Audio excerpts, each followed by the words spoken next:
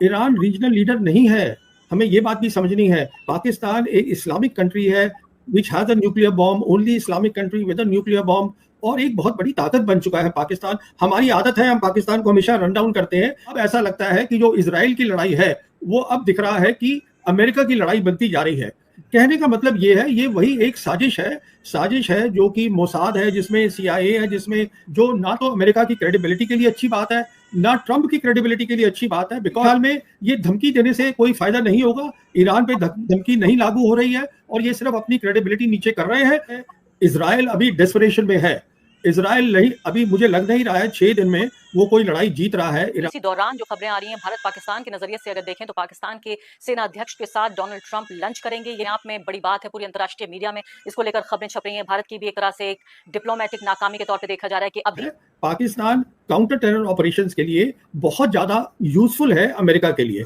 इसमें देखिए ऐसा है, ये पूरी दुनिया ने देखा है कि जो हमारी 4 दिन का ऑपरेशन हुआ था उसमें कन्वेंशनल लेवल पर पाकिस्तान की जो मिलिट्री है वो मैच करती है इंडियन मिलिट्री को, उनसे कम नहीं है। उनके अमेरिका के जो सेंटकॉम के जो कमांडर हैं जनरल माइकल, उन्होंने भी ये बयान दिया है अपनी सेनेट के अंदर कि हमारे लिए पाकिस्तान इंपॉर्टेंट है। तो साथ में आप ये भी देखिए, इनको जो लोन मिला है आईएमएफ से मिला है, पाकिस्तान को वर्ल्ड बैंक से मिला है 4, बट अमेरिका के लिए पाकिस्तान इंपॉर्टेंट है उस पूरे रीजन के लिए, क्योंकि वो पूरा रीजन जो है वो मुस्लिम एरिया है और वहां पे इनकी काउंटर टेरर बहुत अच्छा करते हैं। इंडिया की जरूरत उनको किसी और काम के लिए है। देखिए पहली बात तो ये है, पाकिस्तान ऐसा कुछ नहीं करेगा।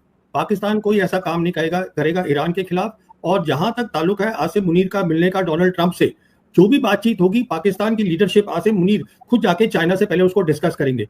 पाकिस्तान का अभी भी रीजनल पर्सपेक्टिव है, उनमें काबिलियत है अपनी जियो पॉलिटिक्स को बढ़ाने की। पर देखिए हिंदुस्तान की फॉरेन पॉलिसी बिल्कुल गलत है। ईरान के साथ खड़ा होना है हमें, आज पैलेस्टाइन के साथ खड़ा होना है, और हम उसके विपरीत खड़ा हो रहे हैं इसराइल के साथ। इसराइल जेनोसाइड कर रहा है ये पूरे गाजा के अंदर, किसको नहीं समझ। नमस्कार, द वायर में आपका स्वागत है। मैं हूं आरफा खानम शेरवानी। इजराइल ईरान संकट में, युद्ध में एक नया कोण आ गया है और बहुत ही खतरनाक कोण है।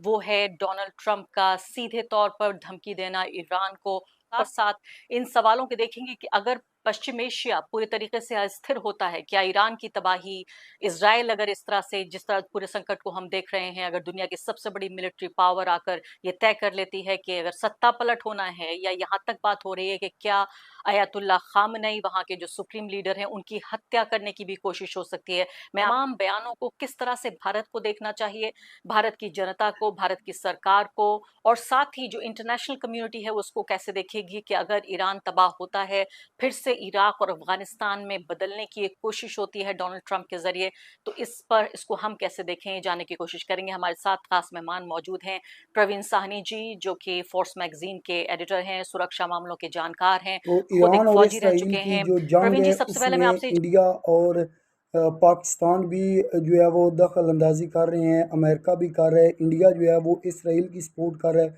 और पाकिस्तान जो है वो अंदरून खाने ईरान की सपोर्ट कर रहा है। ईरान बहुत ही जो है वो हैवी किस्म के मिसाइल इस्तेमाल कर रहा है और इंडियन मीडिया का ये कहना है कि पाकिस्तान अब ईरान की सपोर्ट में आ गया है। तो ईरान ने जो है वो कभी भी हार नहीं मानेगा, क्योंकि एसआई जो है वो पाकिस्तान की सीआईसी जो है वो ईरान में दाखिल हो चुकी है और वो बहुत अच्छे अंदाज में इस बात को चेक कर रहे हैं कि कब हमले हो रहे हैं कब नहीं हो रहे। इस लिहाज से पाकिस्तान ने बहुत ही हैवी की जो इंतज़ामात हैं वो सारे ईरान में अब पाकिस्तान कर रहा है।